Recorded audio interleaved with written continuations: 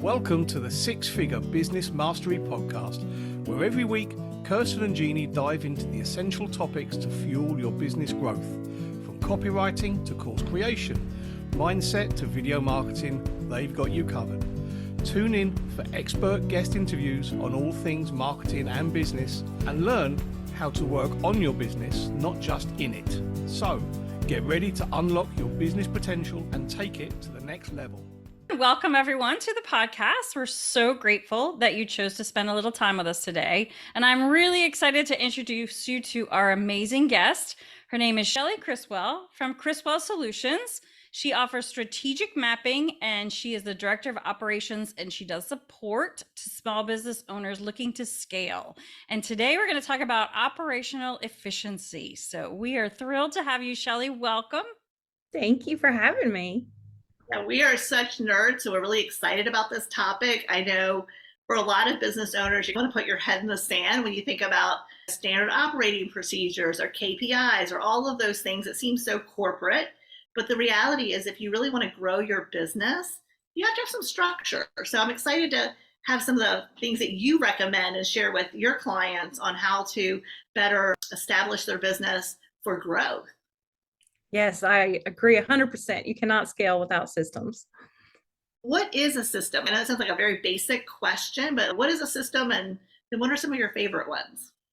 Yeah, I think a system could be a few things. It's definitely something that you do on repeat that you can systematize and do it over and over. So if you have a podcast that you put out once a week, you would have a system for that.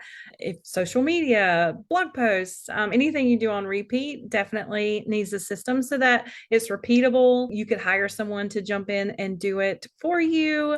You would have SOPs. Those are systems as well. And anything that you could have a team member come in and do behind you on repeat. Love Yeah, that. sometimes there's systems within systems. Yes, You for said sure. the podcast, and I'm thinking, yeah, but it's booking the podcast, it's being on a podcast, it's all so much. So many things. Yeah. One little thing that I heard one time that really impressed me, and I don't know who said it, was the rule of three. So if you do something that has 3 steps and you end up doing that thing more than 3 times, you need to create a system for it. And I thought that was brilliant. Yeah. I find myself doing that. I'll do it once. And I'm like, I might not do this again. And then I'll do it again. And I'm like, wait a minute. The third time, let me stop and make a system. Yeah, that's perfect. I feel like I was doing systems before there were systems. Like I just had checklists and I was obsessed with, so I wouldn't forget something. I just got to do all these different little steps. So now we have a formal word for it, systems. Yes. What are some of the ones that you really enjoy and you think are really beneficial to a lot of business owners? I think that everyone needs to have SOPs, even if you're first starting out, especially if you're first starting out. They're very important so that you're ready to bring on team members. You don't have to scramble and, oh gosh, let me make the SOPs. So if you just start from the beginning making SOPs, I think those are very important. And measuring your statistics, your metrics, your KPIs. So that how are you growing? What is making you grow? How can you put more effort into that? And social media content creation, I think, is very important also. That's awesome. Yeah, I think it's so funny because I think Jeannie broke it down to the easiest thing. It's really a checklist, right? Like we talk about these systems and they can be really advanced and very, very complicated depending on what you need. But I think the easiest way to start is just to start a checklist. And I know that's how we started. And with Jeannie's marketing agency, when she started outsourcing overseas, she would give the virtual assistant a checklist. This is all the steps you do when we're creating a website. This is all the steps that you're doing when you're setting up social media accounts for people, because that's back in the day when fan pages first came out, LinkedIn was just on the scene. But what we realized was having those checklists and then turning it into more of a project or a system of putting it into a project management software was huge. And one of the things that very much surprised us is when we started helping our clients with their marketing and pairing them with a marketing virtual assistant, we provided the SOPs. And it was so crazy for us to have so many people say, I heard about systems, I heard about processes. Like, I didn't know where to start. I didn't know what to do. And now that I've seen all of your YouTube production and social media and email marketing, now I'm able to take this structure and create SOPs in other parts of my business. So I think that's the biggest thing is we overthink it. So if someone was going to ask you where to start, would you could just tell them to start with a checklist of writing things each step down? Is that what you would tell them? Yeah, absolutely. Yeah, just get a Google Doc and just start writing your steps down. I also like to encourage people to video, like with Loom or something, to video what they're doing and add those into the steps. Because some people might be visual learners, some people might need to hear it or see it written. And so if you have all the different forms of learning on your SOP, that could be helpful too. But yeah, keep it very simple. Step one, open this software. Step two, log in. You can find the login here. And don't assume anyone knows or anything, and make it just step by step.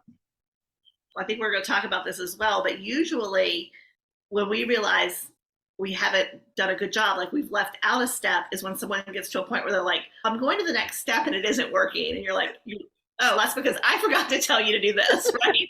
So yeah. Nobody creates their SOPs.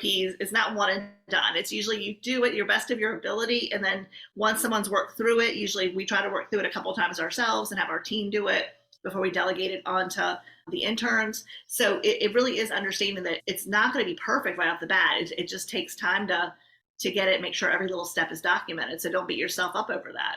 Yeah. And I like to review SOPs like once a year as well, because you'll make changes and forget to update the SOP.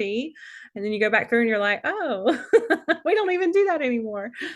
Oh, yeah. And plus with marketing, it's constantly changing, evolving. You have new types of posts, or you have a new platform, or we've added podcasts to our SOPs. Yeah, ever-changing world with SOPs.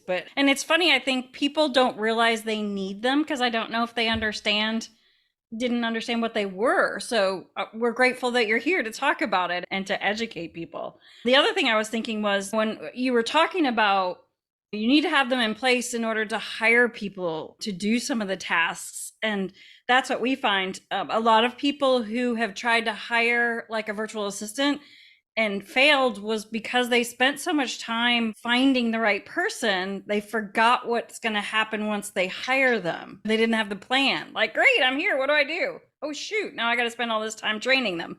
So the SOPs can take care of a lot of that for you.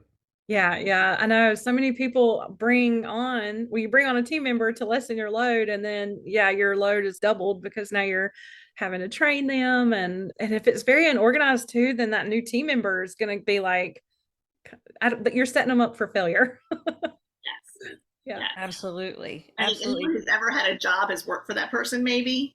So you don't want to be that person. And we get that. And so it really is about having a process to onboard them, and then having a process to train them, and then having the structure for them to check off the things that they're doing so that you can quickly look and see what's been done and not have to constantly be back and forth in communication. I think that's the other thing is that eats up a lot of time, is when you're constantly having to talk to someone. Not that we don't want to talk to our team members, but if it can be done through the SOP and the project management software, why would we ever spend so much time on that type of communication? Yeah, 100% agree. Yeah, and Kirsten touched on this. Mistakes can happen in your business, but how can that highlight where there are gaps that need to be handled? Yeah, I think every mistake is because there's a gap. Here's a good example. You send out an email and you don't do a test email, and then you have the wonderful first name in the email instead. Yeah, I think that's happened to all of us. So there's a gap. You didn't do a test email. If you had sent a test email, you would have seen it. And then you moving forward, you always send a test email. So yeah, I just like to look at mistakes as learning experiences, and where is there the gap in the system? What can I add to a checklist? And move on, and don't beat yourself up for the mistake. And just look at it as a learning experience, a growth opportunity. Yeah. And I think it's funny because I think that we talk about this a lot. Once you start thinking about things in terms of SEO, search engine optimization, once you have that in your head, you can't get it out of your head. Like, you always have that SEO concept of how you think about things.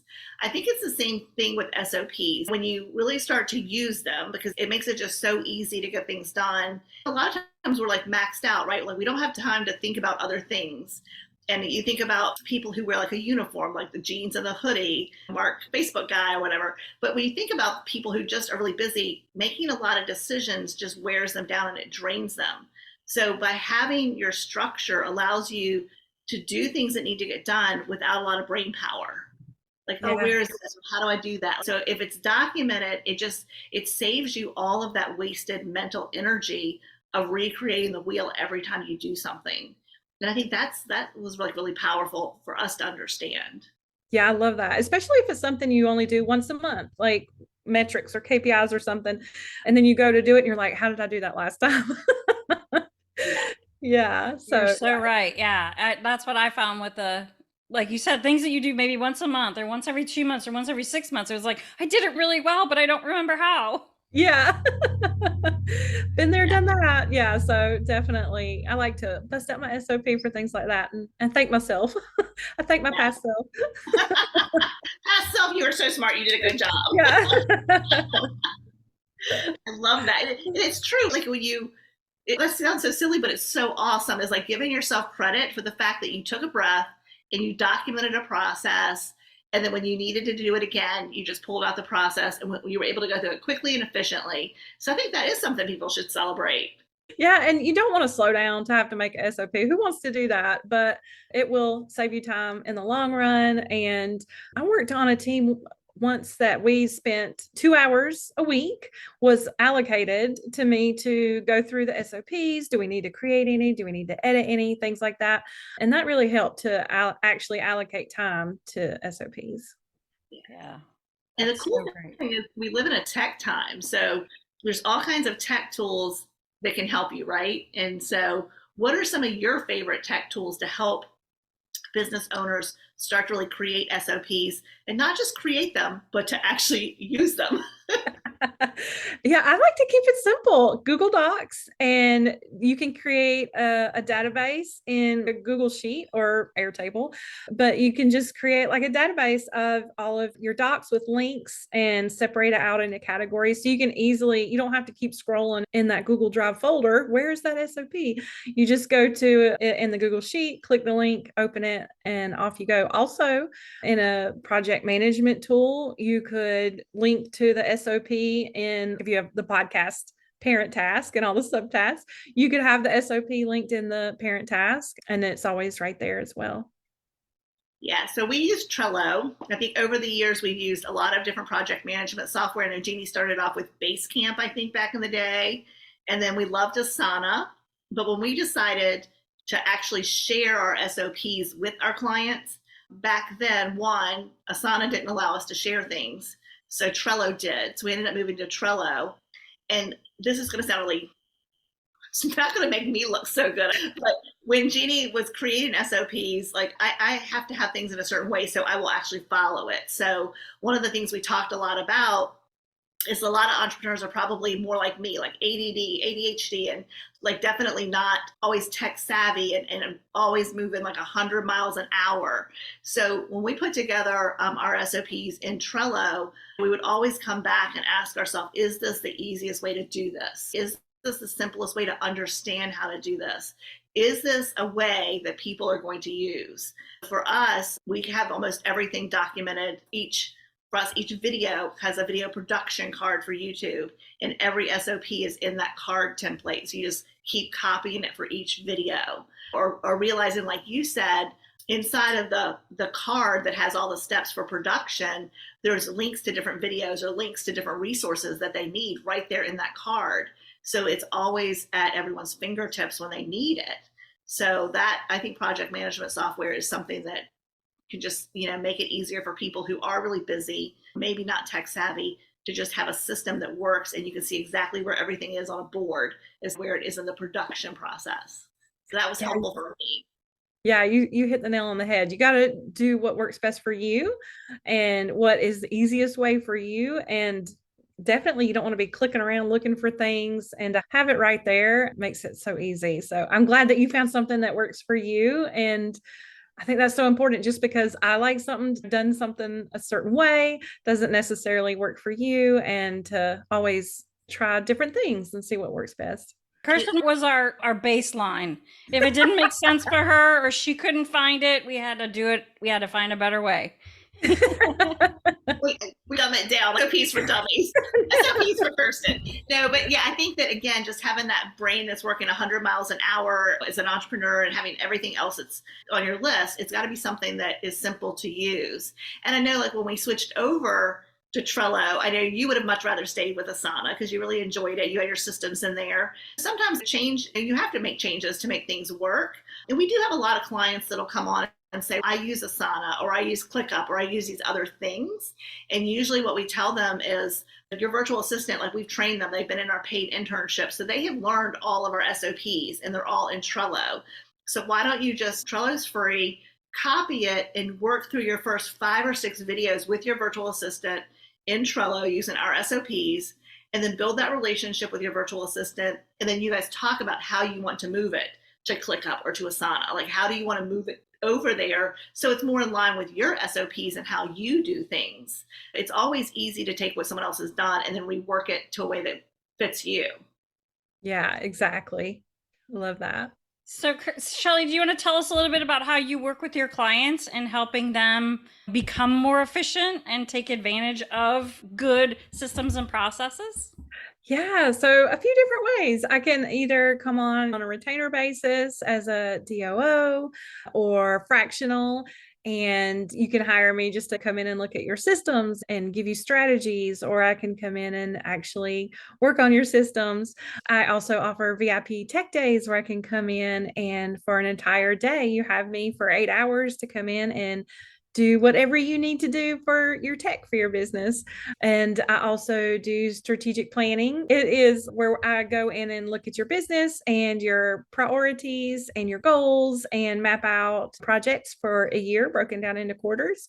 So I can also do that as well. Excellent. So 2 quick questions on that. One, if somebody doesn't have a system and process, do you still want to work with them to set this up? Yes, I'm actually working with a client right now and there are 0 systems and processes. I said, oh, we got to get this cleaned up. Excellent. And the other one is, when you say come in, do you work virtually with people or do you actually see them in person or both? Oh, that's a good question. Yeah, it's just virtually. Okay. Yeah, so let's say someone doesn't have any structure right now and they know that they need it because they know they want to take the business to the next level. The first step is you actually just have a conversation with them, right? You find out what their need is and what their expectation is. And before you actually have that VIP day with them, you guys actually put together a strategy so that you guys know what you want to accomplish or attempt to accomplish in that day. So do you have a free consultation where you can talk to someone first to find out if it's a good fit for you and if you're a good fit for them? Is that something you do as well? Yeah, 100%. You can book a consult call and we can just chat about your needs, what I offer, would we be a good fit? And then if you did decide to go through with the VIP day, then we would have a strategy call after that and actually map out the day. I would get to know you and your business, especially if you didn't have anything really set up. I would learn, how good are you at tech? Do you need to dumb it down? I'm just kidding. Do you want the Kirsten version or the Jenny version, right? Exactly. Because I'm not building it for me, I'm building it for the client. So I need to know, how tech savvy are they? Do they need to have something super simple or do they really want it built out intricately? Yeah, I would just get to know you, make a strategy, and then your VIP day is about a week later. And then I work on your business and I can get a lot done in 8 hours. You also build funnels for people, correct? Yes, I'm a certified funnel pro. Love funnels. I love all the strategy that goes behind it. And it can be something super simple like a lead magnet funnel that just goes to an email welcome sequence, or something like a webinar funnel or evergreen webinar funnel or something like that, something very intricate as well. And I think a lot of people don't think about it, but a funnel is a system. It is. That must be why I love it. Yeah, it absolutely is a system. And yeah, and I know earlier we were talking with you about funnels and actually mapping out the funnel so you can, because I feel like that's an SOP for a funnel, right? You go in and you set up the funnel and there's a million different moving parts. And if they do this, they go here. If they do this, they go there. And so it's nice to have a map of that funnel. So when you go back into it in a few months to test it to make sure it's working, or if you need, something changes and you want to change something, you have that map of knowing exactly how that particular funnel is built, because they can all be a little bit different. Yes, I love looking at funnel maps. And in my VIP day 2 at the end, I will record a video and show you exactly what I've done, exactly how to, if there's maintenance to be done or any upkeep or anything like that, there's going to be video training so that you're not like, what the heck did she do? I love that, Shelley. Do you want to say your website or the best way for people to reach out to you? Yeah, it's just my website, criswellsolutions.com. And I'm also soon going to have a lead magnet as well. It's going to be a quiz and it's going to ask you, how tech savvy are you? So hopefully I will. I'll make Kirsten take that quiz. Yeah. It'll be it'll be like, technology, what is that? But Shelley, when you get that finished, reach out to us and we can put that also in the show notes for people who might want to take that as well. So that'd be perfect. All right. Thank you. We really appreciate Shelley, it's been so delightful to have you. Thank you for coming on and talking about one of my favorite subjects, checklists, which are actually systems and processes. And we're grateful that people like you are out there to help produce them for people who don't want to do them themselves or don't know where to start. So thank you so much for joining us. Like Kirsten said, we'll put your information in the show notes. And thanks everyone for being here, and we'll see you next week. Thanks for listening to the Six Figure Business Mastery Podcast. If you enjoyed listening to this episode and you are ready to leverage video marketing on all online platforms, or maybe even start your own video podcast, then you need to check out the Done For You and Done With You program at themarketingvaadvantage.com and take your business to the next level.